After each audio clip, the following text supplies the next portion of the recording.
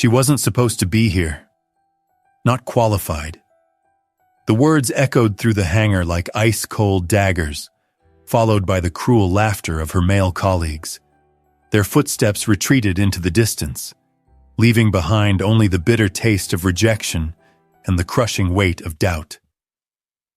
In a world where women were barely tolerated in the cockpit, Elise Grant stood as an unwelcome anomaly, a threat to their established order. The wind howled across the tarmac as Captain Elise Grant stood alone beside the last operational B-2 Spirit bomber, her silhouette cast in the harsh fluorescent lights of the military base. The distant rumble of aircraft engines mixed with the lonely whistle of desert wind, creating a symphony of isolation. Her hands traced the stealth bomber's razor-sharp edges, feeling the cold metal that had become both her sanctuary and her prison. In this moment of solitude, her determination burned brighter than ever, a flame that no amount of discrimination could extinguish. Then everything changed. When the sky turned black with electronic warfare, when satellites went silent one by one, when radar systems across the Pacific fell like dominoes under a coordinated cyber attack, no one else could fly. The impossible had become inevitable. As Elise stepped into the cockpit of Spirit 22, accepting a mission that others deemed suicidal, one question lingered in the air like smoke from a burning bridge. Would you dare to fly when no one believes you can? The classified files revealed what few knew about Captain Elise Grant. She had left NASA's astronaut program not by choice, but by design. Recruited into a shadow training program so secret that even her closest friends believed she had simply failed. For 3 years, she had endured simulations that would break seasoned pilots, mastering techniques that existed only in theoretical textbooks. Her instructor, a grizzled veteran named Colonel Hayes, had pushed her beyond human limits, preparing her for missions that officially didn't exist. But there was something else in those classified files, something that would change everything. Hidden beneath layers of redacted text was a name that made Elise's blood run cold. Captain Michael Torres, her former fiancé and fellow pilot who had died in a training accident 5 years earlier. The official report blamed pilot error, but Elise had always suspected something more sinister. Now, staring at the classified documents, she discovered the truth that had been hidden from her. Michael had been murdered. The revelation hit her like a physical blow. Michael hadn't died in a routine training exercise as she'd been told. He had been conducting a secret reconnaissance mission over the same electronic warfare zone she was now being asked to enter. His aircraft had been shot down not by enemy forces, but by someone within their own ranks, someone who had sold intelligence to foreign powers and needed to eliminate witnesses. The betrayal ran deeper than she had ever imagined. Colonel Stanton, her commanding officer, had made his position crystal clear from day one. "Grant, you're here because someone upstairs has a soft spot for diversity quotas," he had sneered during her first briefing.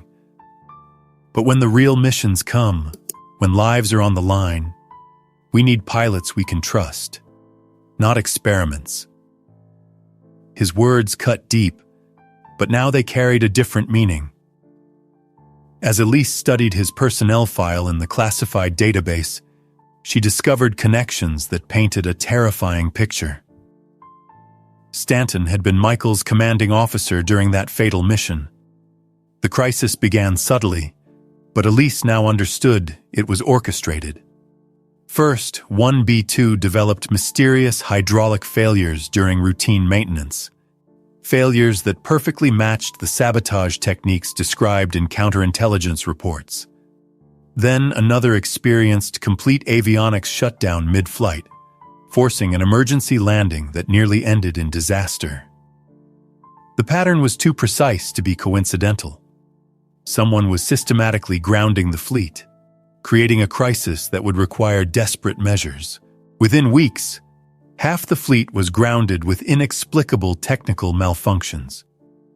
The pilots who remained were either too inexperienced for combat missions or too rattled by the string of failures to fly effectively. As panic spread through the command structure, Elise watched from the shadows, realizing that she was being maneuvered into position like a chess piece. The same forces that had killed Michael were now setting her up for a similar fate. But this time, she would be ready. The attack came without warning, like a digital tsunami washing over the Pacific theater.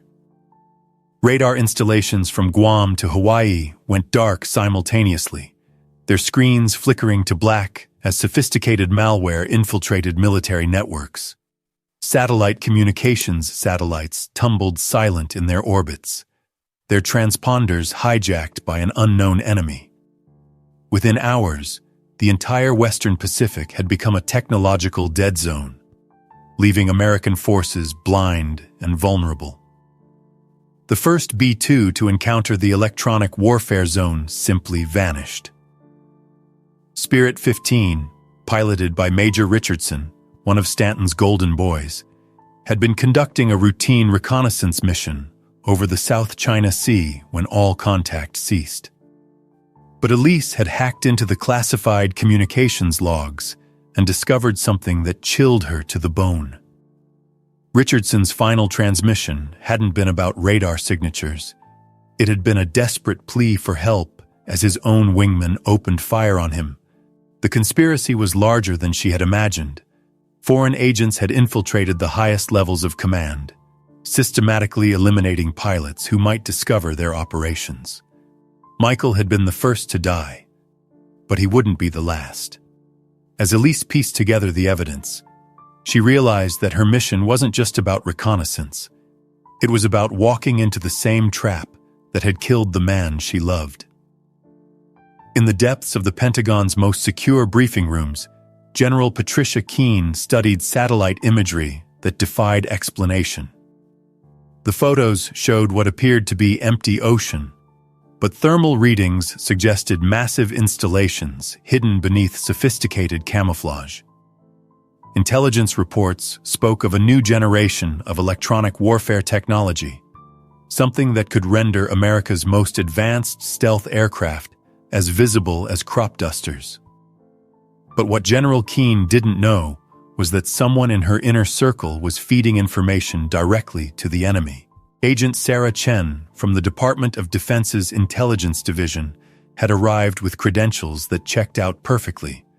But Elise's investigation revealed a different story. Chen wasn't just a specialist in narrative management. She was a double agent whose real loyalty lay with the same foreign powers that had killed Michael. Her job wasn't to protect national security, but to ensure that anyone who got too close to the truth would be eliminated. The web of betrayal extended further than Elise had dared imagine. Colonel Stanton wasn't just a sexist officer protecting his boys' club. He was the American contact for a sophisticated espionage network. The sabotaged aircraft, the mysterious disappearances, the electronic warfare attacks. All of it was designed to create chaos while foreign agents positioned themselves to strike at the heart of American air power. General Keene's eyes fell upon a classified file that had been gathering dust for months. Captain Elise Grant's training records. What she didn't realize was that Stanton had been subtly manipulating her decision, ensuring that Elise would be chosen for the mission that was meant to be her death sentence. Page after page documented achievements that bordered on the superhuman, but hidden within the recommendations were subtle suggestions that Elise was unstable, reckless, expendable. The call came at 0300 hours, dragging Elise from restless sleep.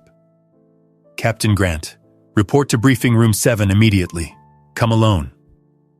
The voice belonged to General Keene herself, and the urgency in her tone sent ice through Elise's veins. But this time, Elise was prepared. She had spent weeks planning for this moment, gathering evidence, preparing for the confrontation that would either expose the conspiracy or cost her life. In the sterile fluorescent light of the briefing room, General Keane laid out the impossible mission. A reconnaissance flight through the electronic warfare zone, with no GPS, no satellite communication, no radar support, just pure piloting skill and iron nerves. The target was a suspected enemy installation that had to be located and photographed before it could launch a full-scale attack on American forces. Success meant saving thousands of lives. Failure meant starting World War III. But Elise knew the real purpose of the mission. She was being sent to the same coordinates where Michael had died, flying the same route that had led to his murder. The enemy installation was real, but it was also a trap, a sophisticated kill zone designed to eliminate any pilot who got too close to the truth. As she listened to General Keane's briefing, she realized that the general was an unwitting pawn in a game that stretched across continents. Elise's hands remained steady as she reviewed the mission parameters, even as her heart hammered against her ribs. This was what she had trained for, what she had prepared for during those long nights when she had uncovered the truth about Michael's death. As she looked up at General Keane and nodded her acceptance, she felt the weight of vengeance settling on her shoulders like a familiar flight jacket. She would complete this mission, but not for the reasons they expected. The pre-flight ritual had never felt more sacred. In the pre-dawn darkness of the hangar, Elise performed her checks with the methodical precision of a surgeon, but she also made modifications that weren't in any manual. Hidden within Spirit 22's weapon systems were recording devices that would capture evidence of the conspiracy. Concealed in her flight suit were backup communication systems that would allow her to contact allies outside the compromised chain of command. As the massive hangar doors groaned open, revealing a sky still painted with stars, Elise felt the familiar surge of adrenaline that came with approaching the edge of the possible. But this time, the adrenaline was mixed with something else, a cold fury that had been building for 5 years. Tonight, she would face the forces that had killed Michael, and one way or another, justice would be served. Colonel Stanton watched from the control tower as Spirit 22 taxied toward the runway, his expression unreadable in the darkness. What he didn't know was that Elise had discovered his private communications with Agent Chen, had recorded their conversations about eliminating problematic pilots, had gathered enough evidence to expose the entire network. His moment of reckoning was coming, but first, she had to survive what they had planned for her. The takeoff was smooth, almost anticlimactically normal. But as Spirit 22 climbed through 20,000 feet and entered the electronic warfare zone, everything changed. The GPS display flickered and died, just as expected. Radio communications dissolved into static, cutting her off from the compromised command structure.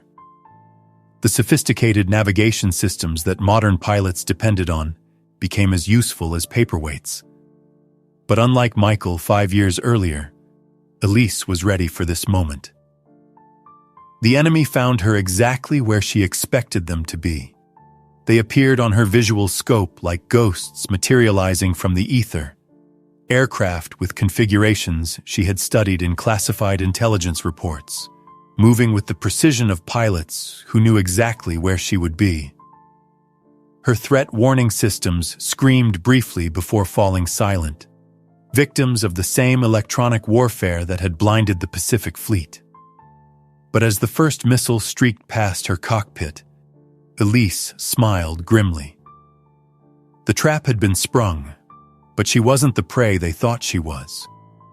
What followed was a deadly game of cat and mouse played out at 30,000 feet above the storm-tossed Pacific.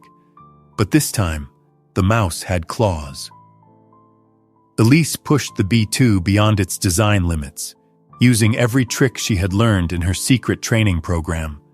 But she also used techniques that Michael had taught her during their time together. Maneuvers that existed nowhere in official doctrine. She dove through towering thunderheads, using the electrical interference to mask her heat signature, while her hidden recording equipment captured every moment of the engagement. The enemy pilots were skilled, but they were following a script written by their American contacts. They expected her to fly the same route Michael had taken, to make the same mistakes that had led to his death. Instead, Elise led them on a chase that took them far from their planned intercept point, forcing them to reveal capabilities and tactics that intelligence agencies had only theorized about. As she skimmed the wave tops at supersonic speed, the ocean spray creating a curtain of chaos that confused enemy sensors, Elise activated a communication system that Stanton and Chen knew nothing about. Her message was brief but devastating. Raven to nest. Package delivered. Conspiracy confirmed. Evidence streaming now. Somewhere in the Pentagon, General Keane was about to discover that her most trusted advisors were traitors. The island appeared through the storm clouds like a vision from a nightmare, but Elise recognized it from Michael's classified mission reports. Reports that had been hidden from the official investigation into his death. What intelligence photos had shown as empty ocean was revealed to be an artificial atoll, bristling with antenna arrays and radar installations that defied conventional physics. This was the source of the electronic warfare attacks, but it was also something more, a joint facility operated by foreign agents and their American collaborators. Elise's camera systems worked frantically as she made her reconnaissance pass, but she wasn't just capturing military intelligence. Her modified equipment was recording evidence of American aircraft on the ground, proof that the conspiracy reached into the highest levels of the military. She photographed communication arrays that were relaying classified American intelligence to enemy forces, weapon systems that had been sold by traitors within the Pentagon. But as she pulled away from the target, her fuel gauges told a story that made her blood run cold. The extended dogfight and evasive maneuvers had consumed more fuel than planned, just as they had been designed to do. She was now flying on fumes, hundreds of miles from the nearest friendly base, with enemy fighters still prowling the skies around her. The trap was closing, but she had one more card to play. The message she transmitted on an emergency frequency would change everything. This is Captain Elise Grant to any American forces receiving this transmission. I have evidence of treason at the highest levels. Colonel Stanton and Agent Chen are enemy agents. They killed Captain Michael Torres 5 years ago, and they're trying to kill me now. The electronic warfare facility at coordinates. The transmission cut off as enemy jamming intensified, but it had been enough. The flight home became a masterpiece of aviation skill and sheer determination, but it was also a race against time. Elise coaxed every mile from her remaining fuel, riding thermals and wind currents like a glider pilot, while behind her, the conspiracy began to unravel. Her transmission had been received by loyal officers who had always suspected something was wrong. Within minutes, Colonel Stanton found himself under arrest, his private communications with foreign agents exposed for all to see. Agent Chen tried to flee, but General Keane's security forces were waiting. The evidence Elise had gathered during her years of investigation, combined with the intelligence she had captured during her mission, painted a picture of betrayal that reached into the highest levels of government. The network that had killed Michael and tried to kill her was finally being exposed. When Spirit 22 finally touched down on the darkened runway of her home base, the fuel tanks registered empty, but Elise had achieved something that went far beyond completing her mission. She had exposed a conspiracy that could have crippled American air power, had avenged the death of the man she loved, and had proven that sometimes justice comes not from official channels, but from the courage of individuals willing to risk everything for the truth. As the engines wound down and the canopy opened, Elise was greeted not by shadows and silence, but by General Keane and a team of FBI agents who had been waiting to take Colonel Stanton and his co-conspirators into custody. The mission that was supposed to be her death sentence had instead become the moment when she finally got the justice that Michael deserved. The photographs Elise had risked her life to capture became the foundation for the largest counterintelligence operation in military history. The artificial island, with its joint American-foreign operation, was raided within hours of her return. Dozens of traitors were arrested, their network of espionage and sabotage finally brought to light. The electronic warfare attacks ceased immediately as the source of the technology was eliminated. But the most satisfying moment came when Elise stood in the courtroom and watched Colonel Stanton receive a life sentence for treason and murder. The man who had dismissed her as unqualified, who had orchestrated Michael's death and tried to arrange her own, was finally facing the consequences of his betrayal. Agent Chen received a similar sentence, her carefully constructed cover blown apart by the evidence Elise had gathered. The trial revealed the full scope of the conspiracy. Foreign agents had been systematically recruiting American military officers, using a combination of bribery, blackmail, and ideological manipulation to turn them against their own country. Michael had discovered the network during his final mission, and his death had been ordered to protect the conspiracy.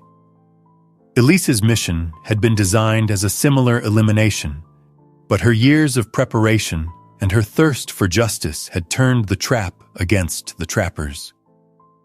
General Keane, cleared of any involvement in the conspiracy, personally pinned the Distinguished Flying Cross on Elise's uniform during a ceremony that finally gave her the recognition she had always deserved. "Captain Grant," the general said, her voice carrying the weight of gratitude and respect, "you didn't just complete an impossible mission. You saved American air power from enemies within our own ranks." 3 years after the mission that officially never happened became the mission that changed everything, Captain Elise Grant found herself in an unexpected role, mentor to a new generation of pilots who had heard the true story of her legendary flight. They came to her not in secret, but openly, these young aviators hungry for knowledge from the woman who had become a symbol of courage and justice. Cadet Jennifer Martinez was among the first. A brilliant pilot whose own struggles with institutional prejudice had led her to seek out the woman who had proven that determination and skill could overcome any obstacle. "Ma'am," Martinez said during their first meeting, "I want to learn how to fly like you did. Not just the technical skills, but the courage to do what's right even when everyone tells you it's impossible."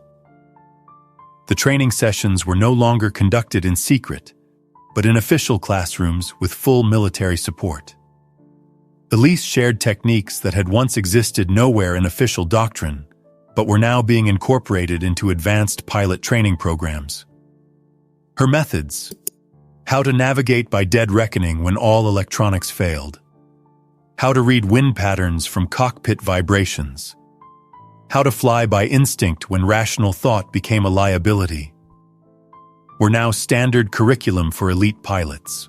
The program she developed, officially designated the Torres Grant Advanced Combat Flying School, in honor of both her fallen fiancé and her own contributions, became the premier training ground for pilots who would face the electronic warfare challenges of the future. Each graduate carried with them not just advanced flying skills, but an understanding that true loyalty sometimes meant standing against the system itself. Lieutenant Commander James Torres, Michael's younger brother who had joined the Navy to honor his sibling's memory, brought news from the Pacific Fleet that validated everything Elise had fought for. The electronic warfare capabilities we're seeing now are nothing like what you faced, he reported during one of their training sessions. But the pilots you've trained, the techniques you've developed, they're making the difference between victory and defeat. As her reputation grew within the military community, Elise began to understand that her greatest contribution to national security was not just the conspiracy she had exposed or the mission she had flown, but the culture of integrity and courage she was fostering in the next generation. Each pilot who learned to question orders that didn't make sense, each officer who chose loyalty to country over loyalty to superiors, represented a victory against the forces that sought to corrupt American military power from within. The final validation came from an unexpected source. A letter arrived from Michael's parents, who had spent 5 years believing their son had died due to pilot error. "Captain Grant," his mother had written, "we can never thank you enough for giving us the truth about Michael's death and for making sure his sacrifice meant something. He would be so proud of what you've accomplished." Standing once again beside Spirit 22, now bearing the name Michael's Vengeance in small letters beneath the cockpit, Elise Grant reflected on the strange path her life had taken. She had begun as an outsider fighting for acceptance, had become a detective uncovering a vast conspiracy, had transformed into an angel of vengeance bringing justice to those who had betrayed their country, and had finally found her true purpose as a teacher, preparing others for battles yet to come. As the sun set over the desert base, painting the sky in shades of amber and gold, Elise watched her students practice the techniques that had allowed her to survive her impossible mission. In the distance, the sound of jet engines carried on the evening wind, a reminder that somewhere in the darkness, new threats were emerging that would test everything she had taught them. The question that had once haunted her, whether she belonged in this world of warriors and heroes, had been answered not through official recognition or public acclaim, but through the quiet knowledge that she had changed the course of history through courage and determination. She had proven that sometimes the greatest victories come not from following orders, but from having the courage to do what's right, even when it means standing alone. But she had never stood alone. Michael's spirit had guided her through the darkest moments of her investigation, had given her the strength to face impossible odds, had shown her that love and justice could triumph over betrayal and corruption. In exposing the conspiracy that killed him, she had not just avenged his death, she had honored his life and ensured that his sacrifice would protect future generations of American pilots. Now, as she prepared the next generation to face their own impossible missions, she understood that true heroism often requires not just courage in the face of enemy fire, but the moral strength to fight enemies within our own ranks. The pilots she was training would face challenges she could barely imagine, but they would face them with the knowledge that integrity and skill could overcome any obstacle. What would you do if you discovered that your own leaders were betraying everything you had sworn to protect? Could you find the courage to stand against a conspiracy that reached the highest levels of power? Would you risk everything to seek justice for those who had been silenced? Share your thoughts below, and if this story of courage, love, and vengeance inspired you, let others know that sometimes the greatest battles are fought not against foreign enemies, but against the corruption that threatens us from within. The truth may be dangerous, but silence in the face of betrayal is even more deadly.